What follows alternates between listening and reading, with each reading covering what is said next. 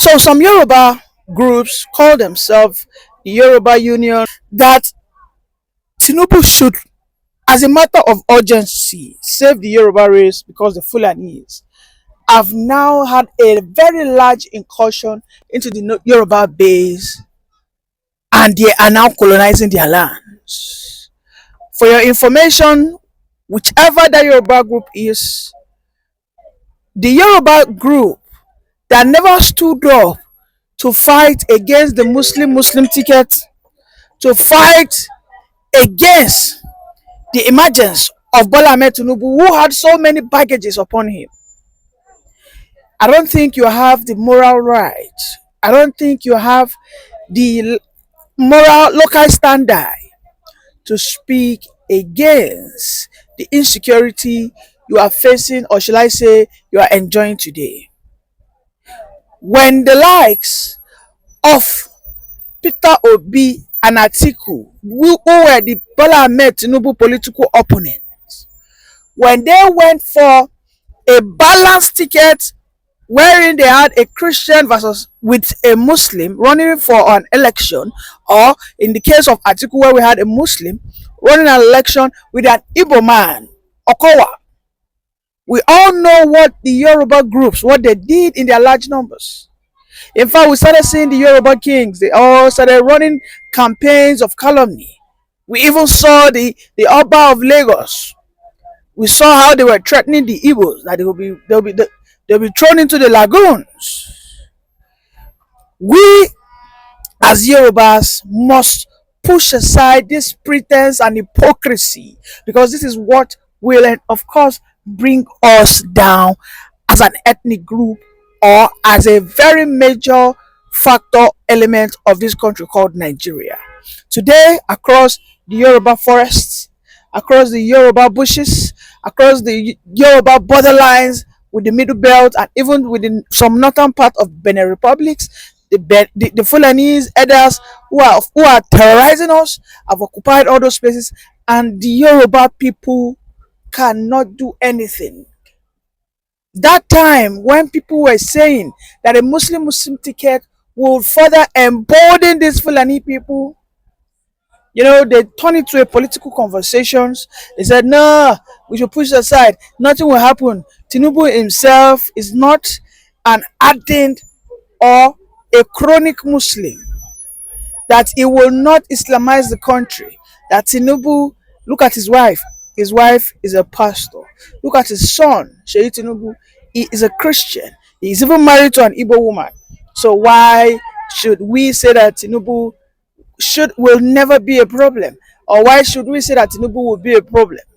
But today, in hindsight, the Yoruba groups are wailing, crying bitterly. These same Yoruba groups were the ones that fought against Sunday Igboho. When Sunday Igboho came out en masse, just as Mazi Nnamdi Kanu did in the southeastern part of Nigeria, we saw how this all manners of various Yoruba groups, they all came out because they were, of course, because they are being sponsored by politicians. They spoke against Sunday Igboho. They said Sunday Igboho wants to turn Yoruba land into an unpeaceful state. He wants to bring unrest. He's trying to cause chaos between the Yorubas and the Fulanis and the Hausas, who have always enjoyed an enduring relationship, a peaceful one. But these same people calling themselves the chiefs and obas and Yoruba groups will come out to denigrate the Igbos, who apparently seems to be the biggest allies of the Yoruba. The hypocrisy, I repeat, of the Yorubas, if it is not contained and controlled, will be the bane, will be the very reason why the Yoruba culture or heritage or people will have to suffer a lot in this contraption called Nigeria. Tinubu today cannot do anything. Tinubu, he knows those that put him there. Tinubu knows that he got to the presidency through the help of the Fulani hegemony. He knows that the Northerners voted for him, basically the Fulanis and the Hausas. This is why you see him doing their bidding. This is why you saw that with immediate alacrity, Tinubu released an order for the Nigerian army, for the Nigerian police to fetch out those people that committed the Uromi attacks on suspected Fulani bandits or kidnappers, whatever the case is. This is why you see that whenever anything happens in the north, Tinubu would an instant release a memo, a memo of commiseration, of consolation. We know what happened in Ehuamufu. We know what happened in Ebonyi State. People who were killed in Ebonyi State were also killed. They were killed in cold-blooded. They were killed by mobs, unprovoked. They were killed by northerners. They were killed by Fulani elders. But we know how Tinubu went silent all of a sudden. We know how even the state governors of all the southern states, not one of them, not one single of them, wrote a letter to join the Ebonyi in grieving. Not one letter was from any Yoruba state governor, any South state governor, to at least join them in that consolation, in their grievance. So we see that Tinubu cannot. He has no temerity. He has no capacity. He has no aggressive, decisive intention to tackle this insecurity, most especially that we now have in the South. Because what we see is those guys are now coming downwards. They are now into our farmland. Ebonyi has almost been colonized. Enugu State, various ID camps here and there. So these are the issues. In fact, a northern woman who is a revolutionary, she had a conversation with Tinubu. I want you to listen to what Tinubu had to say. Tinubu confessed that it is a threat to his life if he says he will tackle the insecurity by the Fulani elders head on. But we know what Buhari said about the Fulanis. We know what Bala Mohammed said about the Fulanis. We know what the likes of Issa Pantani. We know what El Rufai said about the Fulanis. We know what the son of El Rufai said about the Fulanis. Let us listen to what this woman has to say. And Aswaju called me. He says, Hajia, I said, sir. He said, I respect your stance on not accepting the appointment. I said, yes, sir. Because I can't be a zombie. I just can't follow you because you said I should follow you. Let me know what you have for us up north. Because if I made a mistake on Buhari, with you, the truth is written on the horizon. So I have to know what you have for us. He said he's in London, that if I can, I should go over. He offered to buy me a ticket. I said, no, sir, I can afford a ticket. And then he said, can I get a hotel for you? I said, yes, that I will appreciate. I took the next Lufthansa to London. I saw him that same night and we sat. And I said, sir, the reason why I'm not accepting your appointment is because I don't know what you have for us up north. Because in the north, every single person is either waiting to be killed or kidnapped. We can't go on like this. What is your blueprint for us? He told me that he doesn't have anything for us. I said, you mean, sir, you don't have a blueprint? He said, I can't have a blueprint because if I have a blueprint, I'll be stepping on too many toes and they might even kill me. This was what he said. The level of pretense of people who are in power in Nigeria scares me a lot.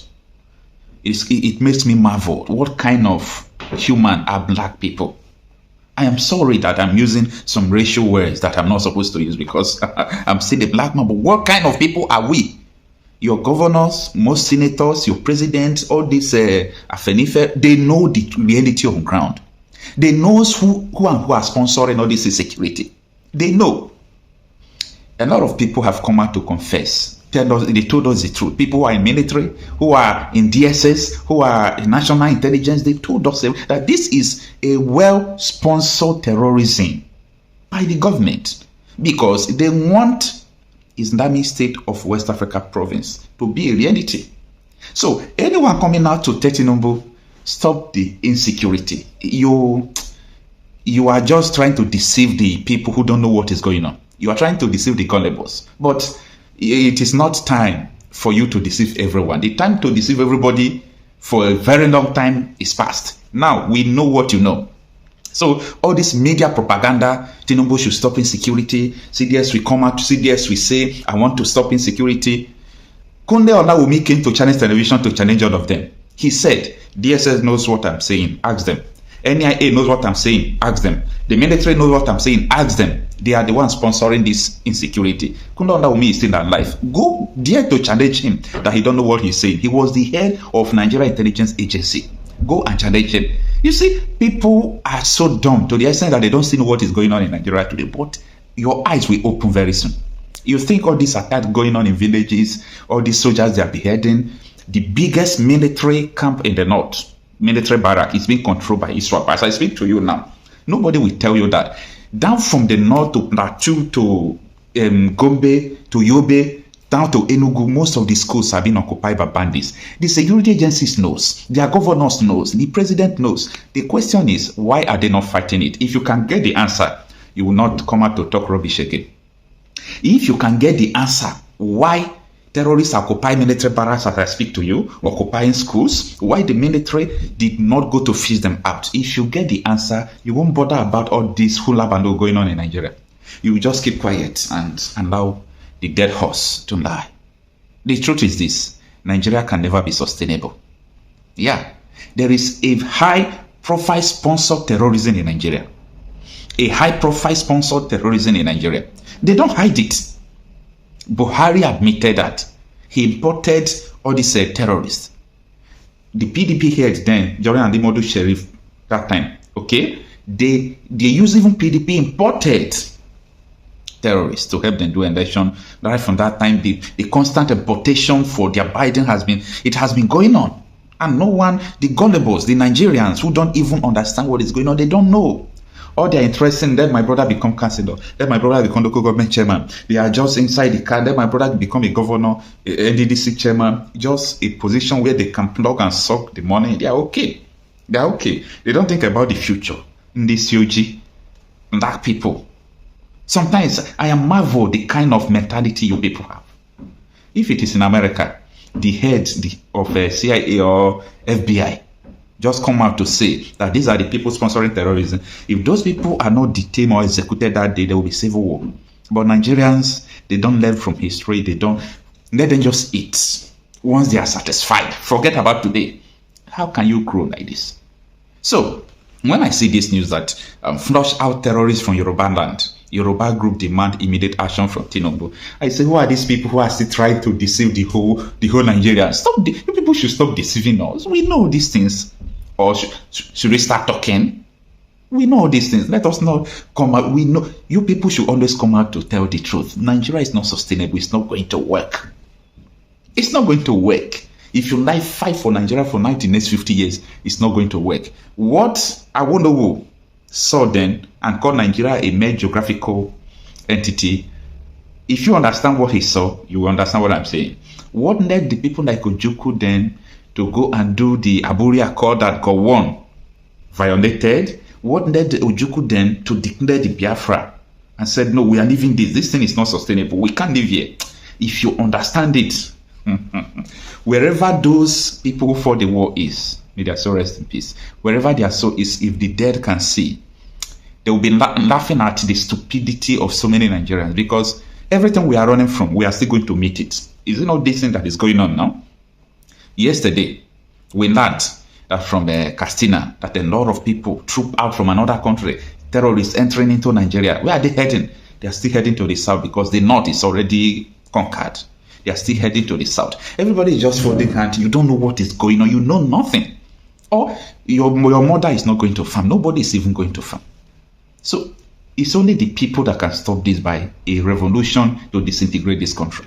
If you like, stay agile. Okay, what you argued yesterday, you are not arguing today again because you have seen. So when you will see this one again, you will not argue. All right. So let us just summarize this article that says that the Yoruba Assembly, in collaboration with various pan-Yoruba groups, has demanded immediate and decisive measure from President Bola Tinubu's administration to curb the rising wave of terrorism plunging the Western Nigeria. The group made the call during the Western Nigeria Security Summit held at Oramiya Hall in Ikeja, Lagos State, where stakeholders, security experts, and traditional leaders gathered to address the security crisis threatening the region. Yes, it is good to talk about your region. What about other regions? See, you people should answer this question. Imagine if Yoruba nation is what you people have. Do you think that Fulani terrorists will invade your land? Who burned them? The effect of one Nigeria is the one causing all these things. And if this thing did not end peacefully, it's going to consume everyone. Do you see the graph of the rising killing and insecurity in Nigeria? It will get to everyone. Yeah. It says, in his keynote address delivered on behalf of the Summit Planning Committee, Adewale Adeoye, okay, painted a grim picture of the ongoing violence in Yoruba land, citing the alarming rise in terrorist attack, kidnapping, and land invasion. Adeoye emphasized that the people of Lagos, Ogun, Oyo, Osun, Kwara, Kogi, Ondo, Ekiti, Edo, and Delta states have suffered relentless assaults that have cost thousands of lives. That is true. Okay, that is just the truth. These states he mentioned, but it's not limited to these states. But I'm so disappointed to people who call themselves leaders. If, for example, that I had found my way to the position of a governor, it's either I rule or they remove me, or I caused another kind of revolution. Because you can't come in my state and kill one, so if I'm a governor, what am I doing with the state money? Empower the people with vigilante. We will secure everywhere. You dare enter our state, you are gone. Totally gone. But we don't have people like that, okay? And that is why the people are suffering. And that is why the people are just stay helpless. But I believe that it is only the power of the people that can stop what is going on. Let me know what you think.